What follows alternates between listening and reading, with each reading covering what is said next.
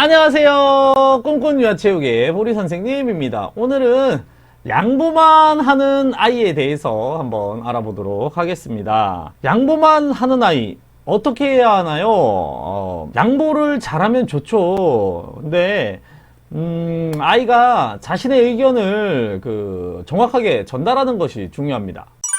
아이들이 이제 친구들과 생활을 하다 보면은 양보를 하거나 나눠야 할 때가 많습니다. 특히나 이제 어린이집이나 유치원이나 이제 단체 생활을 하는 공간에서는 특히나 더 그렇죠. 이제 선생님이 수업 준비를 해온 재료들을 사용할 때나 놀이 시간에 교실에 있는 교구들을 이렇게 친구들이랑 나눠서 사용한다거나 이런 경우들이 많습니다. 이럴 때마다 친구들이 달라고 하면 그냥 이렇게 주는 친구들이 있죠.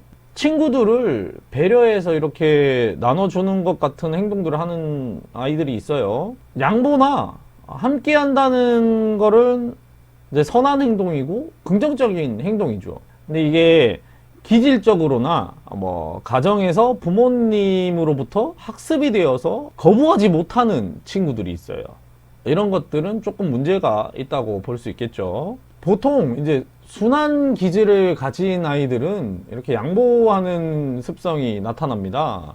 네, 이거는 아주 좋아요. 근데 아이 스스로 양보해서 뭔가 뿌듯하다는 느낌보다는 내가 양보를 하니까 이제 어른들이 선생님이나 부모님들이 이제 칭찬을 해주더라 라고 생각을 하는 거죠. 나는 양보를 하기 싫은데 이 상황에서 나도 양보를 해야지 친구랑 같이 놀 수 있고 부모님이나 어른들한테 칭찬도 받을 수 있고, 이런 생각을 자꾸 하다 보면은 착한 아이 증후군에 빠질 수 있습니다. 이렇게 되면 이제 아이 스스로 자기 주장을 할 수 있는 기회가 이제 줄어들게 되죠. 반대로 오히려 고집 센 기질을 가진 아이들은 더욱더 자기 주장을 펼칠 것이고요. 순한 기질을 가진 아이나 고집이 센 기질을 가진 아이들에게는 이제 아이가 가지는 생각이나 감정을 이제 수용을 해줘야 돼요. 올바른 이제 양보의 개념을 심어줘야 되는 거죠. 양보를 잘하면서 자기 주장을 잘하는 친구를 만들기 위해서는 어떤 걸 해야 될까요? 먼저 아이 스스로가 자신감을 갖고 자신의 생각과 감정을 표현을 해야 돼요.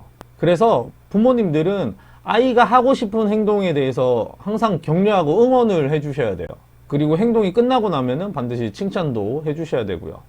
부모님들이 한 가지 더 할 수 있는 게 이제 아이들이 새로운 환경을 이제 제공을 해주시면 돼요. 예를 들어 어린이집에 다녔는데 문화센터를 가거나 아니면 다른 또래 친구들을 만나거나 아니면 부모님의 친구들 만나면서 같은 또래들 또 만나게 되는 거고, 이런 새로운 환경들을 제공을 해주면은 낯선 환경이잖아요.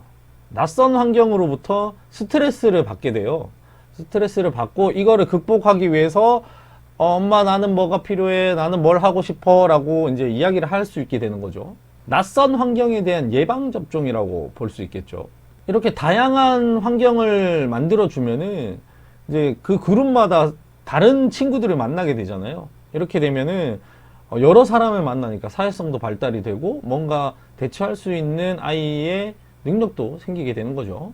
마지막으로 하나만 더 말씀드리자면 부모님들이 양육 태도를 일관적으로 해주셔야 돼요. 항상 같게. 우리나라 부모님들이 잘 못하시는 것 중에 하나가 어떨 때는 이게 되고 어떨 때는 이게 안 돼요. 똑같은 행동인데. 그런 상황이 있을 때는 아이한테 설명을 해주세요. 아이가 생각하는 거나 감정에 대해서 수용을 해준 다음에 이 상황에 대해서 어른들은 다르다는 걸 알죠. 근데 아이들은 몰라요. 그래서 설명을 해주면 아이들도 그거를 받아들여야 됩니다. 그리고 아이가 생각하는 것도 부모님이 받아주셔야 되고요.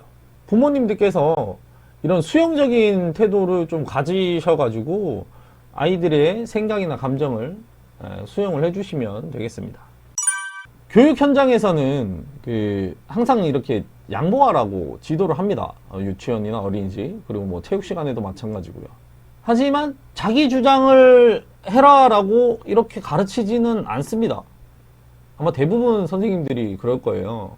그래서 아이들이 선생님이나 부모님들 또는 어른들한테 예쁨 받기 위해서 더 양보하려고 하는 모습들을 보일 수도 있고요. 제가 하는 체육 시간에도 마찬가지입니다. 사이좋게 노세요.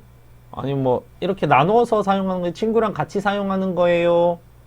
친구랑 함께 놀이하는 거예요. 라고 이렇게 얘기를 해주는데, 아이가 뭔가 불만이 있거나 내 말을 들어줬으면 하는 친구들이 있어요. 그 친구들이 이렇게 옷을 잡아당기거나 선생님하고 이제 불러요. 이제 귀담아서 들어주는 거죠. 들어주면 누가 뭘 했어요, 어떻게 해주세요, 이렇게 얘기를 해요. 그러면은 친구 잠깐만 와보세요 해서 또 얘기해주고, 친구가 그건 잘못한 것 같고 이렇게 나눠서 했으면 좋겠어요 라고 얘기를 하면은 양쪽 친구 모두 다 이제 수용을 해주는 거죠. 여기서 만약에 뭔가 나는 안 했어요 막 이렇게 얘기할 수도 있는데, 그 부분은 이제 교사가 아이들끼리 이제 의견이나 감정을 상하지 않게 이렇게 컨트롤을 해줘야 되는 부분이죠. 한 6세, 7세 정도 되면은 이제 아이가 뭔가 불만이 있어서 와요. 오면은 이렇게 얘기를 하는데, 그러면은 우리 땡땡이가 가서 이렇게 한번 해볼까? 라고 얘기를 하면 또 곧장 해요.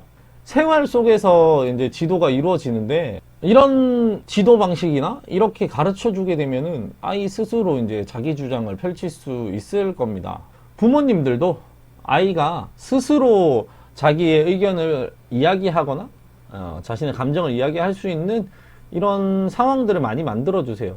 한 번 더 말씀드리지만 수용적인 태도로 아이들의 생각이나 의견, 감정 이런 것들을 다 수용해 주시면 아이가 조금 자신감 있게 이야기를 할 수 있을 거라 생각이 됩니다.